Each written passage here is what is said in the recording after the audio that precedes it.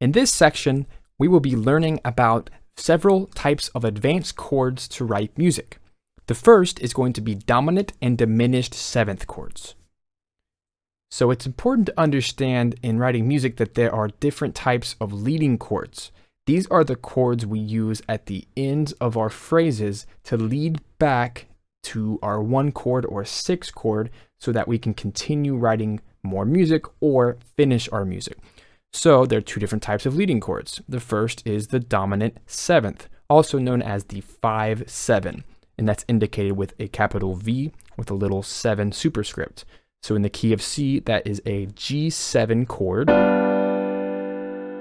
which are the notes G, B, D, F. The second type of leading chord is the diminished 7th. So this is a B diminished 7th chord,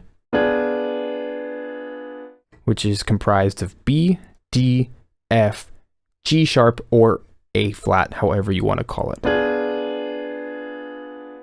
Now the dominant 7th chord is much brighter than the diminished 7th chord. It's much more final, and it has multiple possibilities. So in a major key, so in the key of C major, if we use the 5-7 chord, it will then lead to a 1 chord or a minor 6 chord called a deceptive cadence. Now, if we're in a minor key, let's say C minor, and we use the 5-7 chord, it will either lead back to 1 or to a flat major 6, which is already flat. In this case, an A flat chord. The diminished 7th chord is significantly darker than its dominant 7th counterpart.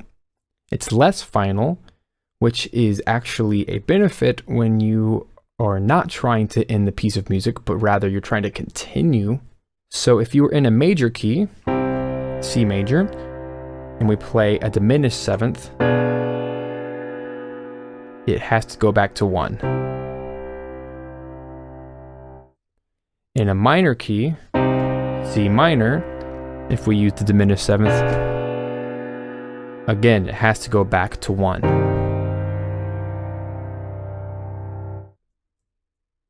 So, to recap, we have learned about the 2 different types of leading chords, the dominant 7th and the diminished 7th.